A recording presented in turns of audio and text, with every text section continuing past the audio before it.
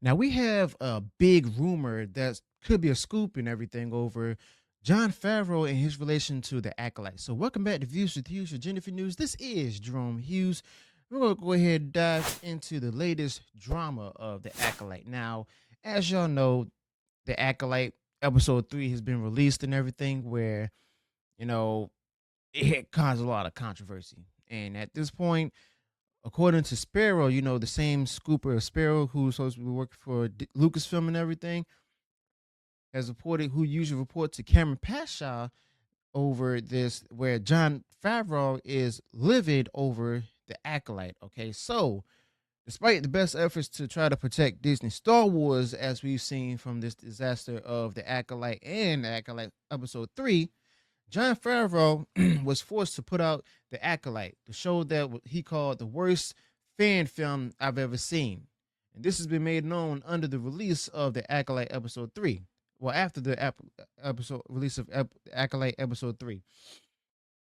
Now, we've also seen the Forbes magazine joining the outraged fan base in condemning this garbage of a show from the release of The Acolyte Episode 3.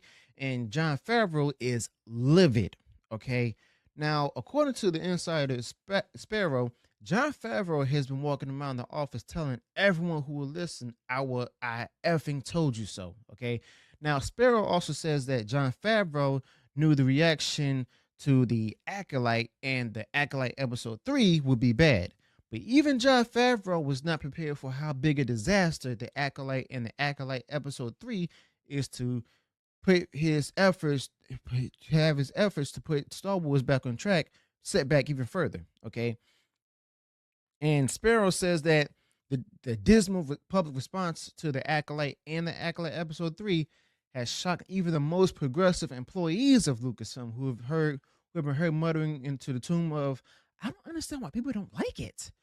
Now, honestly, I actually believe that they knew the public would hate the Acolyte and the Acolyte Episode 3, but wouldn't care about what the fans thought. And when I say fans, I'm talking about those who are the OG, triple OG fans of it, those who love the George Lucas originality of Star Wars itself.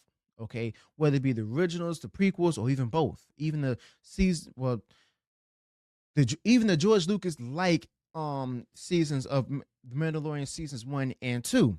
All right, but the fact of the matter is, more rational Lucasfilm employees are just shaking their heads and basically steering clear of this mess that the Acolyte and the Acolyte Episode 3, knowing that there's nothing they could have done to stop the train wreck due to Kathleen Kennedy and Leslie Headland's dumb refusal to listen to anyone warning them about this debacle over the Acolyte and the Acolyte Episode 3. Now, according to Sparrow, Jon Favreau is in active discussions with Disney about how to mitigate the damage, and I hope this is true and stuff. And right here, this is where I actually came and decided to go ahead and do some research on how a company would mitigate a situation like this. So in other words, how can Lucasfilm mitigate this whole thing, set a course correction and all of that? Okay, now exactly how would Lucasfilm go ahead to about mitigating the Acolyte? Now in order to mitigate a fair product, with being the Acolyte and everything, in episode 3 of the Acolyte, Jon Favreau and Dave Filoni may employ the several strategies, and this may have to be including Kathleen Kennedy, even though we know that it may not include her. Okay, now first up, it could be to risk acceptance and mitigation. This is where Kathleen Kennedy of Lucasfilm and Jon Favreau and Dave Filoni acknowledge and accept that the product, the Acolyte, has failed and work on trying to minimize the impact of the failure itself. And this may involve changing marketing strategies or maybe even ending the Acolyte altogether. Then there's also what's called risk avoidance. This is where Kathleen Kennedy, Jon Favreau, and Dave Filoni will have to analyze why the product failed and learn from the mistakes to avoid the similar pitfalls in the future product and development. Now, this could involve changing the product design, targeting the different audience, which it should have been the Lucasfilm, the Star Wars core audiences of males and females who are over the age of 30, or even improving the quality of it. And then there's also the risk transfer. This is where Jon Favreau, Kathleen Kennedy, and Dave Filoni can see if the failure is due to any kind of external factors like market conditions or supply chain issues, where the company could transfer the risk by trying to seek some sort of insurance or try to partner with another company to share the burden. Okay. And I highly doubt that any other company would want to go ahead and share this burden. Okay. And then there's also risk monitoring. This is where Kathleen Kennedy of Lucasfilm, Dave Filoni, and even Jon Favreau will continuously monitor the market and consumer feedback to identify potential issues early and take corrective action before the situation gets worse. Now, Dave Filoni and Jon Favreau can do this, but we all know that Kathleen Kennedy is not going to be doing this.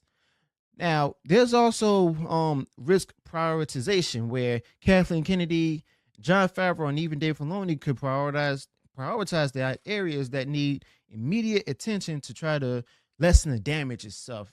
And this could be you were in the areas of what's called customer relations, where they try to get they go on the feedback of the public and the fans, as well as any financial losses or even legal issues.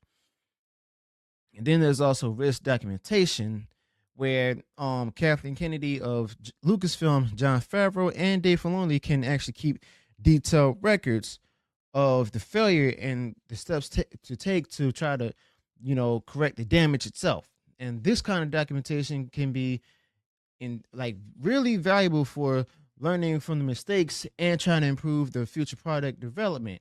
Now, we all know right here that Kathleen Kennedy is not going to do this, but Jon Favreau could actually do this, and Dave Filoni may be forced to not do this, even though he is able to do this. Okay. And then there's also where they got to come up with a plan to risk mitigation and stuff, where Kathleen Kennedy, Dave Filoni, and even Jon Favreau could develop a comprehensive plan to actually try to address the failure head on and try to include steps to recover, as well as to avoid potential future risks and strategies, come up with strategies to actually prevent similar failures. Okay. Now, there's much more of this that I can go on and on and on about to talk about, but that's going to be for a future video later on with the season of The Acolyte. Okay. Now, continuing with this rumor, Sparrow says also that everything up to and including giving the Willow treatment is being considered. So, as I said before, their best bet is to go ahead and just basically take this whole season and just cancel it the same way they did Willow, by removing it from the Disney Plus platform after the season's completed. Okay. Now, this is also referencing to how Disney Plus pulled Willow from the Disney Plus streamer and essentially basically erasing existence into a memory black hole. Now, if there is a silver lining to all of this, it can be found in the conversation between Jon Favreau and Dave Filoni that was possibly overheard by Lucasfilm staffers. And Dave Filoni said this to Jon Favreau: on the plus side, our movie is going to look great in comparison to this. Now, this is in relation to the whole Mandalorian Grogu movie, and it's possible that the Star Wars fans will at least have the Mandalorian Grogu movie to look forward to in a couple of years, but I even highly doubt that because of the direction that season 3 went in. But at the same time, I doubt that, this will even go further than where it has been before, because of the simple fact that, Kathleen Kennedy is still in control at the helm and everything.